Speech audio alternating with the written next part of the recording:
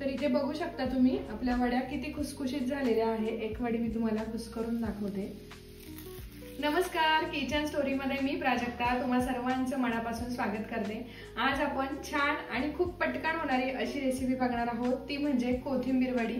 तर कोथिंबीर वडी अजिबात वाफवायची गरज नाही, अगदी सोप्या ट्रिक आहेत की ज्यामुळे आपली रेसिपी अतिशय सोपी होते आणि खूप पटकनही होते। अगदी घाईच्या वेळेत आपण खूप पटकन ही रेसिपी बनवू शकतो। चला तर मग पटकन आपण रेसिपीला सुरुवात करूया।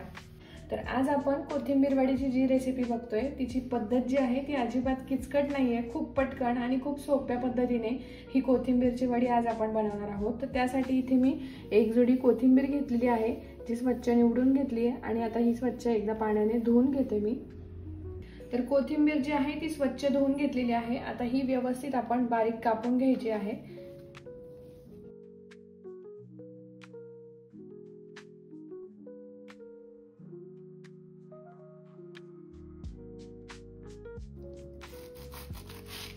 तर अगदी एकसारखी बारीक मी इथे कोथिंबीर कापून घेतली आहे।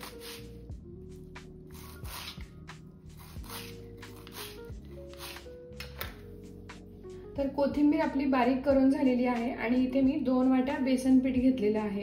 2 वाट्या बेसन पीठ घेतलंय म्हणून इथे मी 2 चमचे तांदळाची पिठी घालून घेते आहे, ज्यामुळे आपल्या वड्या ज्या आहेत त्या खूप छान कुरकुरीत होतील। आणि यात आता पाणी घालून हे मी व्यवस्थित मिक्स करून घेते।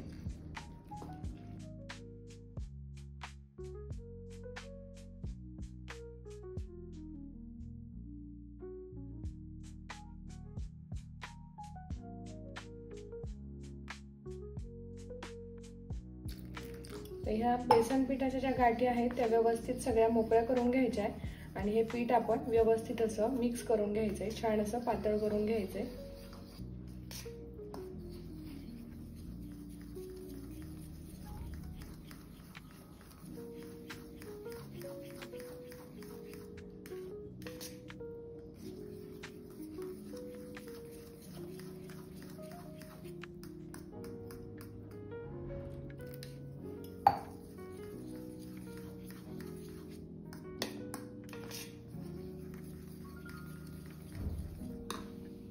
तर इथे बघा बेसन पीठ जे आहे ते व्यवस्थित मी मिक्स करून घेतलेलं आहे। आता 2 वाट्या बेसन पीठ घेतलं होतं, त्याला 2 वाट्या पाणी जे आहे ते मी वापरलंय आणि व्यवस्थित त्याच्या गाठी ज्या आहेत त्या मोकळ्या करून घेतलेल्या आहेत।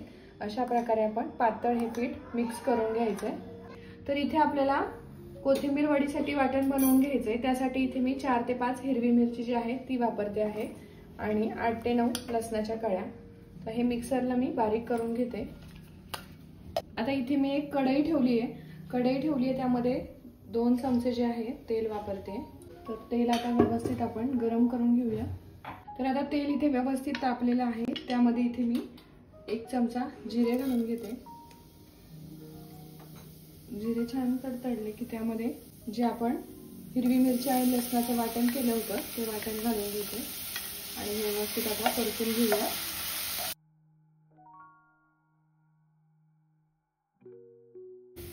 यामध्ये आपण अगदी थोडीशी लाल तिखट घालून घेतोय आणि अर्धा चमचा हळद घालून घेतोय आणि अगदी थोडंसं चिमूटभर हिंग। हे मिक्स करून घ्यायचंय आणि लगेचच यामध्ये आपल्याला कोथिंबीर आहे ती घालून घ्यायची।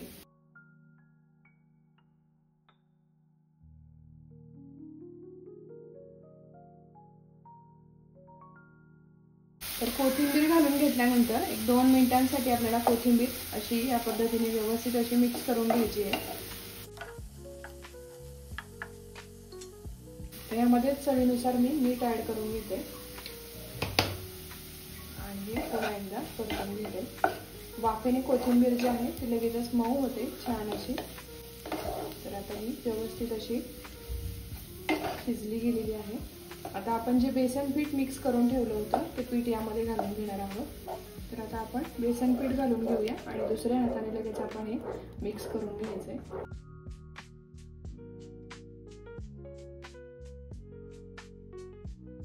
गॅसची फ्लेम जी आहे ती पूर्ण लो आहे। अशा पद्धतीने हे व्यवस्थित आपण मिक्स करून घ्यायचं।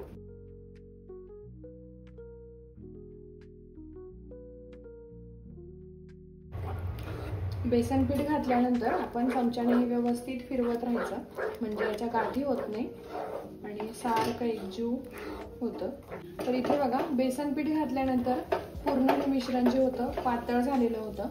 तर त्याला मीडियम गॅस करायचा आणि व्यवस्थित घट्ट होईपर्यंत आपल्याला अशा पद्धतीने परतवून घ्यायचं आहे. एक 5 ते 7 मिनिट आपण हे व्यवस्थित असं परतवून घ्यायचं आहे. गॅस जो आहे तो मीडियमच ठेवायचा. हे बघा अशा पद्धतीने अगदी याचा गोळा तयार झाला पाहिजे. अशा पद्धतीने आपण अगदी याचा गोळा तयार झाला पाहिजे अशा प्रकारे आपण हे व्यवस्थित असं परतवून घ्यायचं आहे. तर यावर मी एक वाफ काढण्यासाठी प्लेट ठेवते आणि 2 मिनिट वाफ काढून घेते. गॅस आता मी पूर्णपणे कमी करते आहे.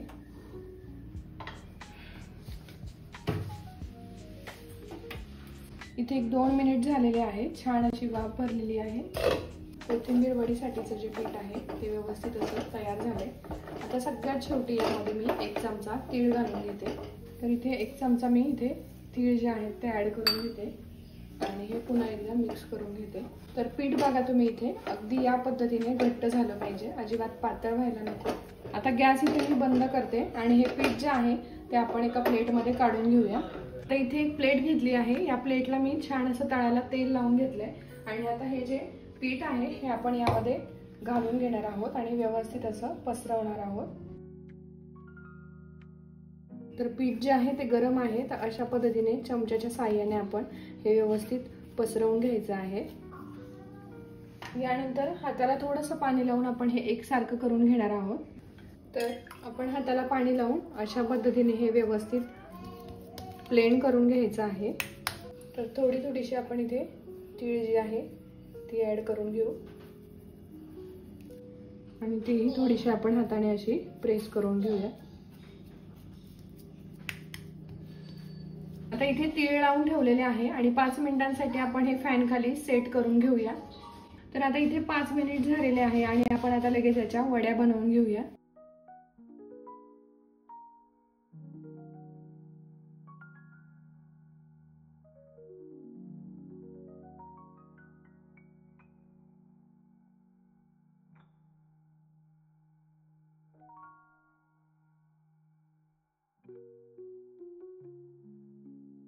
अशा पद्धतीने आपण वड्या जर केल्या तर त्या बनवायला अतिशय सोप्या होतात.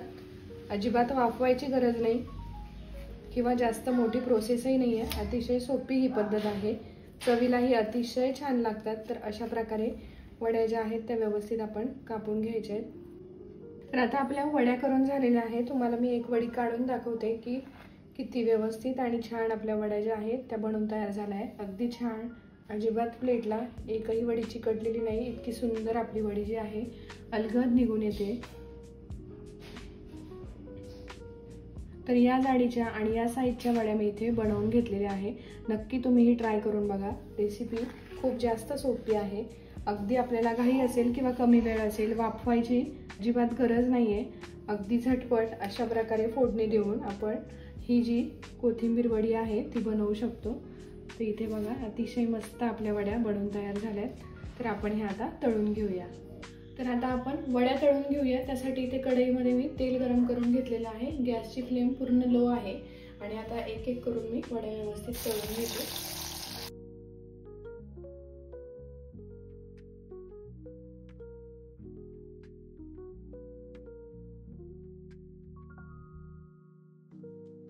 तर दोन्ही बाजूने वडी जी आहे ती आपल्याला व्यवस्थित अशी तळून घ्यायची आहे, छान अशी सोनेरी रंगावर.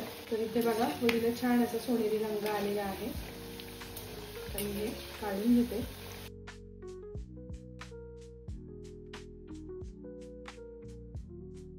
तर याच पद्धतीने मी बाकीच्या वड्या ज्या आहेत त्याही तळून घेते.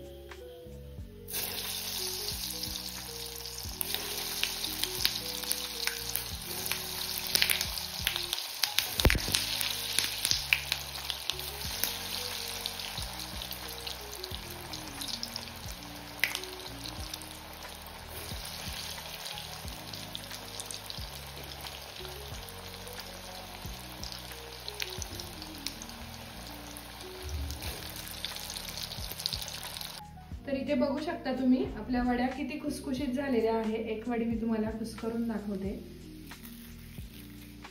अगदी कुस्करल्या क्षणी व्यवस्थित अशी आपली वडी कुस्करली जाते. इतकी छान खुसखुशीत आणि अगदी खमंग अशी आपली कोथिंबीर वडी बनून तयार झालेली आहे। नक्की तुम्ही ही रेसिपी ट्राय करून बघा। खूप सोपी आहे आणि अगदी कुणालाही पटकन जमेल अशी आहे। तर नक्की तुम्ही ही रेसिपी ट्राय करून बघा।